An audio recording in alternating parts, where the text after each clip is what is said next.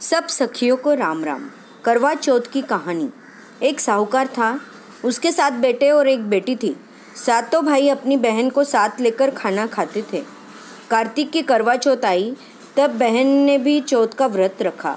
भाई बाहर से आए और बहन को बोले, चलो खाना खाए। बहन बोली, आज मेरे करवा चौथ का व्रत है, मैं चांद देखकर जिमूंगी। भाइयों ने सोचा कि बहन इतनी देर भूखी कैसे रहेगी, सो एक भाई टिबा के पीछे चालनी लेकर खड़ा हो गया। एक भाई ने चालनी के पीछे दिया जलाया और एक भाई बहन को बुलाने गया। भाई ने कहा, चलो बहन, तुम्हारा चांद उग गया है, देखकर अर्घ दे दो। तब ननंद बोली कि आओ भाभी अर्घ देवे। तब भाभिया बोली, भाई जी, यह तो आपका ही चांद उगा है, हमारा चांद तो रात को उगेगा। तब बहन ने अकेले ही चांद देखकर अर्घ दे दिया और सब भाइयों के साथ खाना खाने बैठी। पहला ग्रास लिया तो बाल आ गया, दूसरा ग्रास लिया तो कंकड़ आ गया, तीसरा ग्रास लिया तो पति की मरे की सुनावनी आ गई। ससुराल से बुलावा आया कि जल्दी भेजो, बाई का पति बहुत बीमार है। तब बहन की माँ ने उसको पहनने के लिए साड़ी निकालने के लिए 3 बार पेटी खोली तो तीनों ही बार सफ़ेद वस्त्र निकले। तब बहन को सफ़ेद वस्त्र पहनाकर ही ससुराल भेज दिया और एक सोने का टक्का पल्ले बांध दिया और कहा कि तुम्हें रास्ते में जो भी मिले उसके पाँव पड़ती जाना। जो तुम्हें सुहाग की आशीष देवे उसे सोने का टक्का देकर पल्ले के गांठ बांध लेना। बहन पियर चली और रास्ते में सबकी पगा पड़ती गई।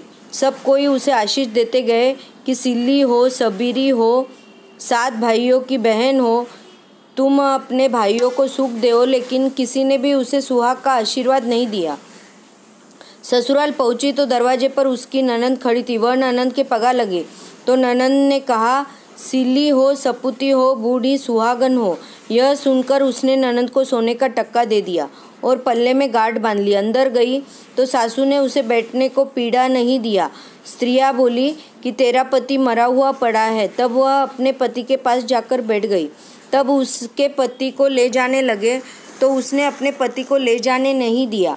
तब लोगों ने नदी किनारे एक झोपड़ी बना दी और वहाँ वह अपने मरे हुए पति की सेवा करने लगी। सासू दासी के साथ साथ बासी सूखी रोटियां भेज देती थी। इस प्रकार से समय बीतते बीतते मिंगसर महीने की चौथ आई और बोली, करवो ले भाया की प्यारी बहन, करवो ले, काल कालनी करवो ले, धन रुखाड़ी करवो ले, व्रत भांडनी करवो ले, दिन में चांद उगानी करवो ले।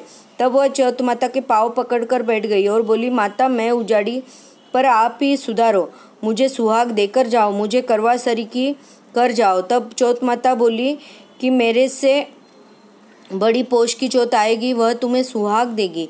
पौष की चौथ आई तो वह उसके पाँव पकड़कर बैठ गई। पौष की चौथ माता बोली, मेरे से बड़ी माघ की चौथ आएगी, वही तुम्हें सुहाग देगी, मेरे हाथ में नहीं है। इसी तरह फाल्गुन, चैत, वैशाख, जेठ, आषाढ़, सावन और भादुआ की सभी चौथ आई और यह कहकर चली गई कि आने वाले महीने की चौथ ही तुम्हें सुहाग देगी।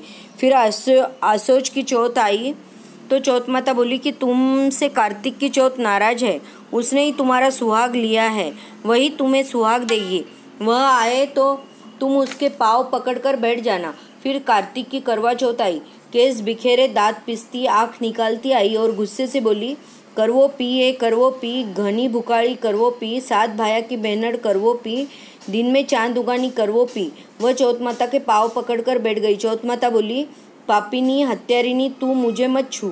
वह बोली, माता, मैंने इतने ही पाप किए हैं, पर मुझे सुहाग देकर जाओ, मेरी बिगड़ी आप ही सुधारो, करवा सरी की कर जाओ, करवा देकर जाओ। तब चौथ माता राजी हो गई और आँखों में काजल निकाला, नाखूनों से मेहंदी निकाली, टिक्के में से रोली निकाली, चिटली उंगली से उसके पति पर छींटे दिए तो उसका पति जीवित होकर बैठ गया। वह बोला, बहुत सोचा। तब वह बोली कि क्या सोए, मुझे तो आपको सोते सोते 12 महीने हो गए, तो मुझे चौथ माता ने सुहाग दिया है। तब वह बोला, चौथ माता का उछाव करो, उजमना करो।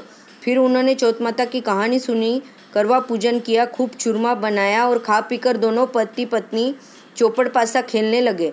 इधर सासू ने दासी के हाथ रोटी भेजी तो उसने दोनों को चौपड़ पासा खेलते देखा।